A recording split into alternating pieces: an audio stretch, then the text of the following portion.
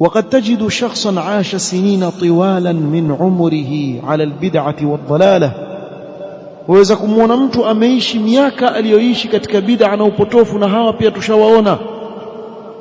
Mtu ameishi maisha aliyoishi umri mrefu, hawaoni isipokuwa miji khurafi tu ndio wanaompoteza, wanaompeleka kwenye bid'a. thumma akramahu Allah bihuduri majlisi sunnatin fatahawwala min albid'ati ila sunnah, kisha akakaa mkao mmoja tu katika majlisi ya ahli sunna, ikawa ni sababu yeye kubadilika, kuacha bid'a akaingia katika sunna. Wangapi Allah amewarehemu kwa njia hii? Wengi tu.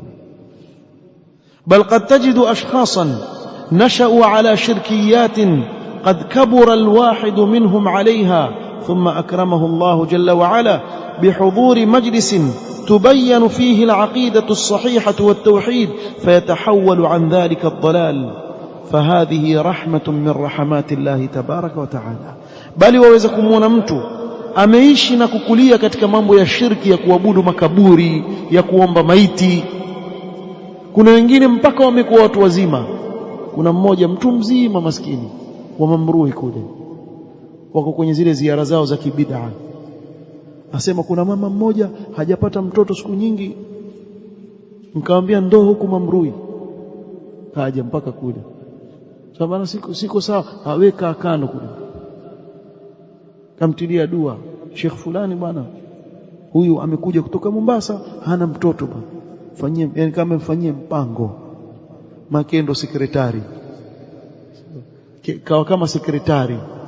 Akiingia atakwenda wana sekretari duniani, ataingia kwa bosi kule, amwambia vipi bwana, kuna mtu pale hivi na hivi. Sio wakamfananisha iyadhan billah ta'ala Allahu amma yaquluna uluwan kabira, wakamfananisha Allah na hivi, kama ambaye kiongozi wa kidunia tu.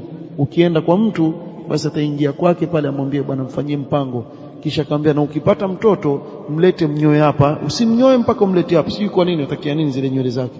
Almuhimu akienda bwana kabuli bwana, kapata mtoto kamleta hapa tukamnya. Ndio dalili hiyo, ndio dalili hiyo imetolewa ya watu kwenda mpaka kule kwenda kuomba maiti, sio mfahamu. Kisha akwambia sisi hatuombi maiti bwana, sisi tufanya shafaa tu, yani tunamtaka tu baraka zao tu. Ndio hiyo, haulai shufaauna inda Allah ya mushrik. Ndio shirki ya Abu Jahal hiyo, ndio shirki ya Abu Lahab hiyo, ndio shirki ya Uqba ibn Abi Mu'ayth, ndio hiyo